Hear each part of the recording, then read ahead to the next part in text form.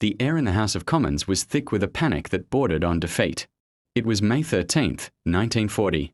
France was crumbling before the Nazi blitzkrieg. British troops were trapped on the beaches of Dunkirk. The world held its breath, expecting the imminent surrender of a nation. Into this maelstrom of fear stepped a stout, 65-year-old man with a bulldog scowl and a cigar perpetually clamped between his teeth. He had been a political outcast, a voice in the wilderness for a decade. Now, he was Prime Minister. He offered his country no promise of easy victory, only a stark and terrible choice. "I have nothing to offer," his voice growled, resonating with unwavering resolve, "but blood, toil, tears, and sweat." In that moment, as the shadows of tyranny stretched across Europe, a lion had found his roar. This was Winston Churchill, a man of profound contradiction and indomitable spirit, whose life was not a straight path to glory, but a long and arduous preparation for a single, defining hour. His early life gave little indication of the steadfastness he would later embody. Born in 1874 into the opulent grandeur of Blenheim Palace, the son of a charismatic Tory politician and an American heiress, young Winston was, by his own admission, a wretched scholar. He was stubborn, independent, and consistently bottom of his class at Harrow. He frustrated his distant, brilliant father, Lord Randolph Churchill, and craved the attention of his beautiful, socially preoccupied mother, Jenny. His academic failure pointed him toward a single outlet, the army. He barely scraped into the Royal Military College at Sandhurst, and upon commissioning, embarked on a global tour as both a soldier and a war correspondent, filing dispatches from Cuba, the northwest frontier of India, and the Sudan. It was in the heat of battle and the solitude of long regimental nights that he discovered his two greatest weapons, a mastery of the English language and a boundless hunger for self-education. Churchill's political career began in 1900, when he was elected as a Conservative MP. But his independent mind was ill-suited to party lines. He soon crossed the floor to join the Liberals, a stunning act of political rebellion. As a dynamic young Liberal minister, he was a force for radical change, helping to lay the foundations of the modern welfare state. He established labour exchanges for the unemployed and fought for old-age pensions. Yet, the same man who showed such progressive zeal could also display breathtaking hubris. His central role in the disastrous Gallipoli campaign of 1915 during World War I was a catastrophic failure that cost hundreds of thousands of lives and haunted him for decades. It was, he said, a monstrous misfortune, and it cast him into the political wilderness. The 1930s were his wilderness years. While many in Britain, including much of the government, preached appeasement toward a rearming Nazi Germany, Churchill was a lone, Cassandra-like voice. From the backbenches of Parliament, with little support and much ridicule, he delivered prophetic warnings. He denounced the Munich Agreement of 1938, which ceded Czechoslovakia to Hitler, not as a triumph of peace but as a total and unmitigated defeat. He was called a warmonger, a bombastic has-been.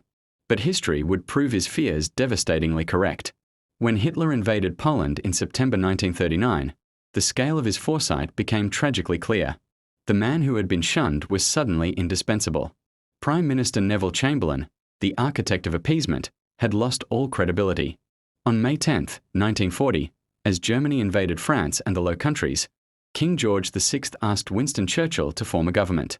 He later wrote, "I felt as if I were walking with destiny, and that all my past life had been but a preparation for this hour and this trial." His leadership during World War II was Britain's bedrock. He did not sugarcoat the reality. In his first speech as Prime Minister to the House of Commons, he stated the grim truth with chilling clarity: "I have nothing to offer but blood, toil, tears, and sweat." He followed this with perhaps the most defining speech of the war, after the miraculous but fragile evacuation from Dunkirk. He did not spin it as a victory, but as a miracle of deliverance. And then, he pledged to fight on, with a resolve that seeped into the very bone marrow of the British people. "We shall fight on the beaches, we shall fight on the landing grounds, we shall fight in the fields and in the streets, we shall fight in the hills, we shall never surrender." These were not empty words. They were a strategy. Churchill understood that in a total war, morale was a weapon as critical as any bomb or bullet. His speeches, delivered in his familiar, gruff rumble over the wireless radio, became a lifeline to a nation enduring the Blitz, the relentless bombing of its cities. He walked the rubble-strewn streets of London, flashing his V for Victory sign, tears streaming down his face as he spoke with shell-shocked citizens. He was not a remote leader. He was one of them, sharing their peril and their determination. He forged vital alliances, binding a desperate Britain first to President Franklin D. Roosevelt through the Lend-Lease program, and later, after Hitler's invasion of Russia, to the Soviet Union's Joseph Stalin, a pact with a dictator he utterly despised, but a necessary one for survival. He was the architect of the Grand Alliance, the indispensable man who held the fragile coalition together until the tide of war finally, inexorably, turned. Yet, with victory in Europe achieved in May 1945, the British public's gratitude had its limits. During the Potsdam Conference, where he was negotiating the post-war order with Stalin and Truman, news arrived that his Conservative Party had been soundly defeated in the general election. The man who had led them to victory was abruptly dismissed from office. It was a stunning and bitter personal blow. He remarked with aching poignancy that the British people have had enough of me. But true to his nature, he was not finished. Out of power, he delivered another prophetic warning. In a 1946 speech in Fulton, Missouri, he declared that an Iron Curtain had descended across Europe. Once again, he was ahead of his time, defining the new Cold War struggle before many even knew it had begun. He returned as Prime Minister in 1951. An elder statesman now, his focus turned to preserving the peace he had helped win.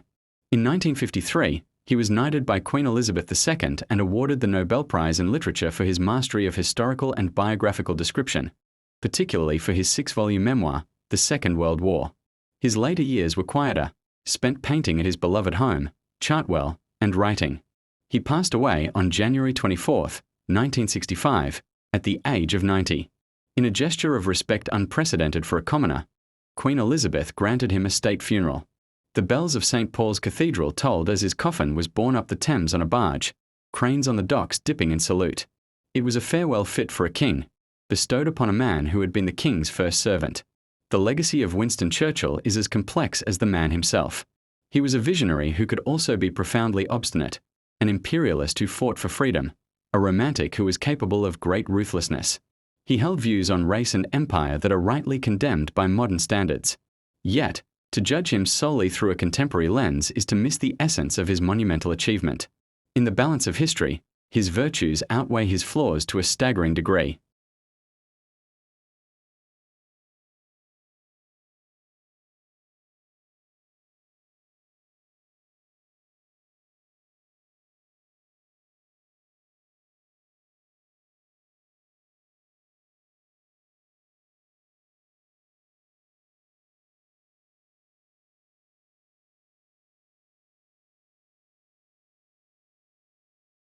Thank you for joining us on this journey through history and inspiration. Don't forget to like, subscribe, and stay tuned for more timeless stories. We'd love to hear your thoughts. What part of today's story touched you the most? Please leave a comment below. Until next time, keep the legacy alive.